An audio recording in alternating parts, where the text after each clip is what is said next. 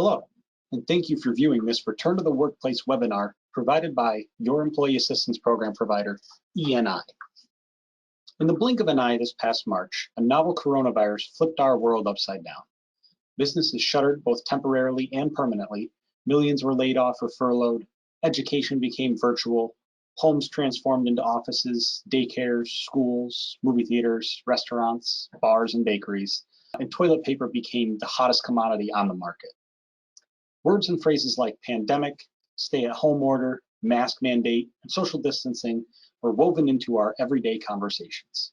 Many people vowed to turn self-quarantine into a time of great productivity, perfect opportunity for discovering and developing a new skill, hobby, or perspective on life, while others chose to slow things down, reflect more, and do less. No matter how you spent your time at home, returning to the workplace is likely now on your mind. For nearly the past year, in some form or another, our lives have been fundamentally different. Even if some of us have continued to facilitate our jobs in a similar capacity, there are still many differences to how that job is conducted due to the pandemic. In addition, for those who are working either in person or virtually, work conversations were the bulk of the social interactions that were had. General day-to-day social interactions were virtually non-existent for many of us. These regulations around how we conduct our social lives led to many feeling isolated throughout the past several months, and many have experienced real disconnection from our coworkers and family alike. Additionally, as most people begin to return to the workplace for the first time in many months, it can be difficult to adjust, especially with all of the new workplace safety guidelines and regulations that everyone is under, coupled with the ever-changing routines we are tasked with. It can be a lot to handle emotionally, physically, and mentally. As we return to work, we are faced with all of these challenges and more. So how will we adjust to the new returning to the workplace? To try and get ahead of all of the unique stressors and to stabilize ourselves and our total well-being, we are going to break it down into 3 core steps: outline, organize, and operate. With these 3 steps, we will familiarize ourselves with what we will be doing as we return to the workplace, what steps and directions we will take to do it, and then work on doing that. The first step is going to be outlining our return to the workplace through 3 core steps: familiarizing ourselves with new guidelines, setting realistic goals for your transition back to the workplace, and creating a routine for yourself. So the first and arguably most important is to familiarize yourself with new guidelines. Just about every workplace has new guidelines for how business is to be conducted, how coworkers and others in the workplace can and can't interact, among a million other regulations on day-to-day functions.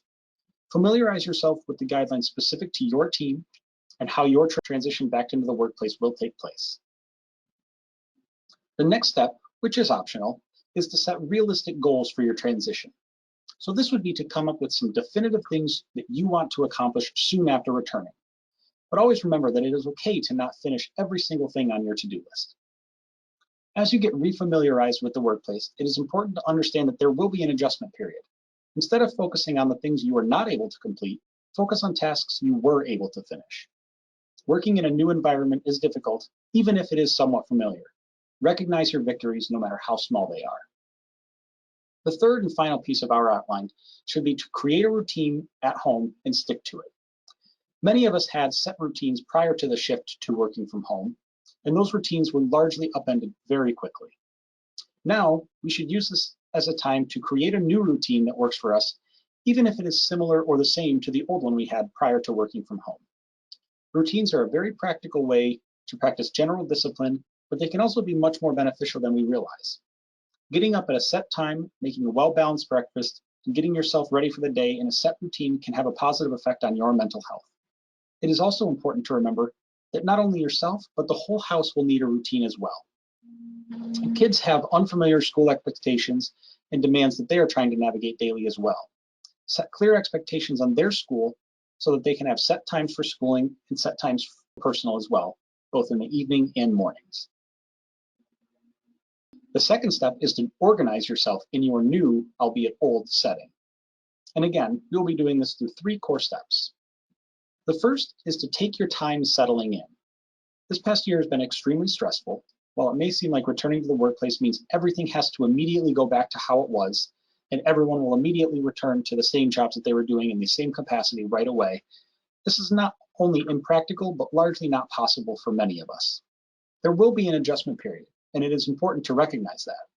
Do what work you can, but take time as you return to the workplace to settle into the new life. Next would be to reset your workspace. This can be cleaning your office top to bottom to start over in a fresh space, or even just decluttering your desk. But any reset of your workspace can make a big difference, and even small changes can go a big way in orienting ourselves in our offices, especially early on in these transitions back to the workplace. I was always taught to clean the house before leaving for vacation so you can return home to a clean, fresh home. Spending some time to clean your workspace can be a great way to start your time back in the workplace. And finally, meet with coworkers when you can. This one may seem self-explanatory, but there are some deep levels to it. As we mentioned, there will be an adjustment period while we return back to the office. Many people may want to return to some form of normalcy immediately, while others will need time to adjust. Find times to reconnect with your coworkers, and as you reconnect, understand that it's important to do so in a way that's good for your own mental health and well-being. Many of your coworkers will be going through the same things that you are, having similar struggles, so try to be supportive of these changes everyone is experiencing, and support your team members when you can. Having set times to connect with others while in the office, set times to work, and set times to take a break can be very beneficial. While doing this, make sure you don't spread yourself too thin or engage too much or too little than you're comfortable with. Whether you keep your door closed for certain periods of the day or take a short walk to orient yourself, find ways that work for you to balance your reconnection with and support of coworkers, while also taking the time for your own mental health and to get your work done. Don't feel obligated to be available 24/7 to connecting with coworkers just because you are back on site. Our third step is to operate.